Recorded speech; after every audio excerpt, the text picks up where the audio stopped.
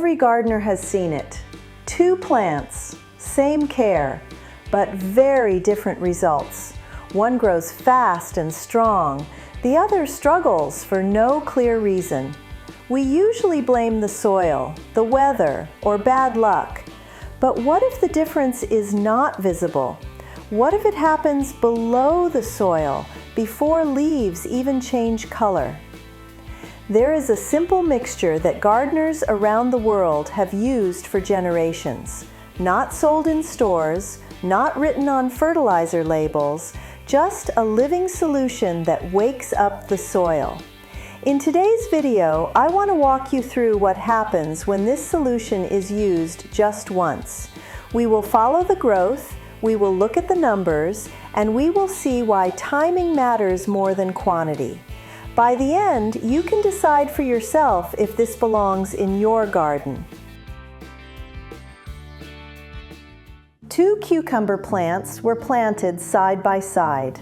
Same morning, same soil, same care. The gardener marked them carefully, plant A, plant B. For the first week, nothing looked different. Both plants were watered the same way. Then, on day 7, something changed.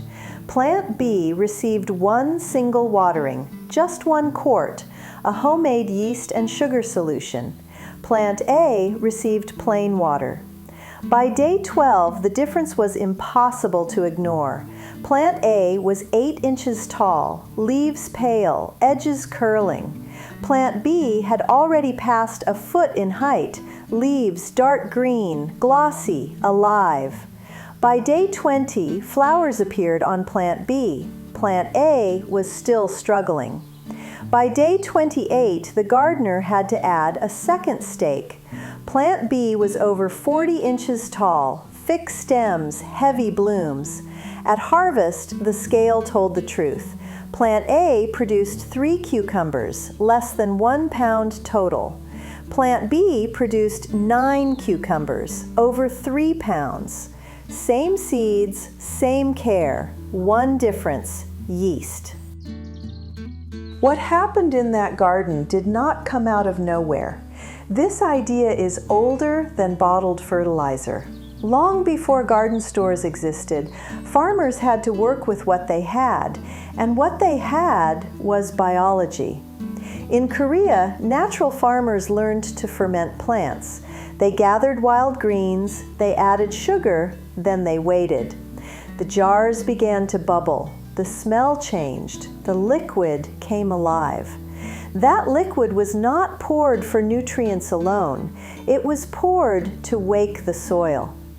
In England, cottage gardeners followed a similar path. They cut comfrey leaves, soaked them in water. Sometimes they added sugar, sometimes they did not. They watched, they waited. When the mixture bubbled, they knew it was ready. This was not chemistry, this was observation. Even in difficult times, people found ways to feed plants cheaply. Old garden notes from Eastern Europe describe yeasty brews made in buckets. Fast to make, easy to share, effective. Different places, different names, but always the same principle. Feed the soil first, and the plant will follow. What we call a yeast solution today is simply a faster version of something gardeners already understood. Everything starts in the kitchen. You do not need special tools. You do not need expensive ingredients. Just yeast, sugar, and warm water. Take 1 tablespoon of dry active yeast. Any brand works, even an old packet. Add 2 tablespoons of plain sugar. This is the food. Next, pour in 1 quart of warm water. Not hot, not cold. If the water is too hot, the yeast dies. If it is too cold, the yeast sleeps. Stir slowly until the sugar disappears. The liquid turns cloudy. Place the lid on top. Do not seal it. Fermentation creates gas. A tight lid can cause pressure. Let the jar sit at least 2 hours, up to 12 for best results. Foam is the signal. Thick foam means life. If there is no foam, check the temperature or try fresh yeast. This is the living base, but never use it straight. This is a concentrate. Fill a 5-gallon bucket with water. Pour in the entire yeast mixture. Stir well. Now it is safe. Now it is ready. Use it immediately before the microbes slow down. The basic yeast water already wakes the soil, but experienced gardeners often stop here and ask one more question. What does the plant need next? Not more volume, not stronger concentration, balance. This is where small additions come in. Wood ash is used first, just a light amount. It supports strong stems and helps plants move water more efficiently. Too much is a mistake, a little is enough. Next comes magnesium, only a single spoon. This is what deepens leaf color. It supports photosynthesis. Leaves respond slowly at first, then the green becomes richer.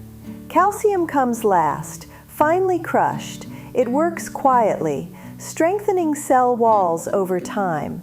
None of these additions force growth. They remove limits. Once applied, the soil changes first. Moisture holds longer. Structure improves. Roots sense this before leaves do. A few days later, the plant responds above ground. Leaves thicken, stems firm up.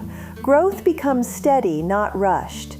This is the moment gardeners notice. The plant is not racing anymore. It is settling in, growing with confidence.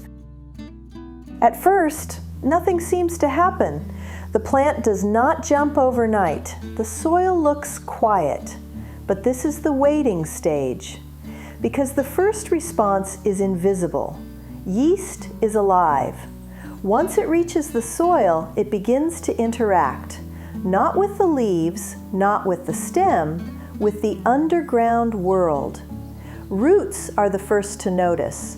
They sense new signals in the soil. They sense movement. Roots respond by branching, spreading wider, reaching deeper.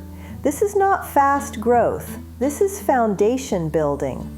As roots expand, water uptake increases, mineral access improves. The plant feels safer, and a safe plant grows differently. Next comes communication. Yeast releases natural compounds that plants recognize as permission to grow, not force, permission. Leaves respond slowly. First, color deepens, then texture changes. Leaves become thicker, more efficient. Stems follow after that. They strengthen quietly, preparing for weight. This is why growth above ground often appears sudden, but it is never sudden. Everything was decided underground days earlier. This is not feeding the plant. This is building a system.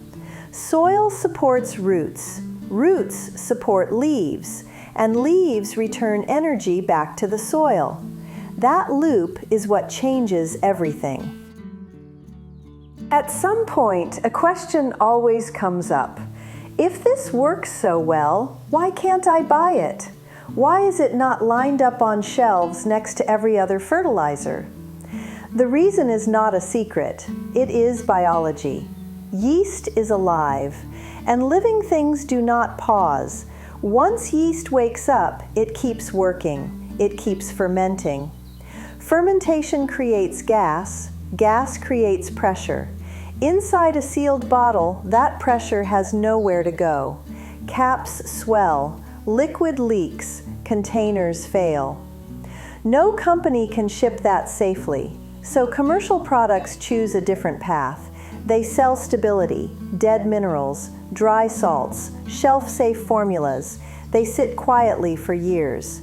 But quiet does not mean active.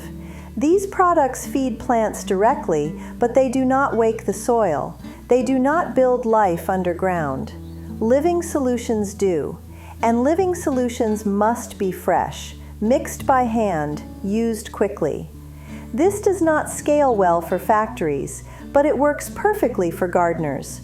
No packaging, no storage, no waiting, just timing and attention.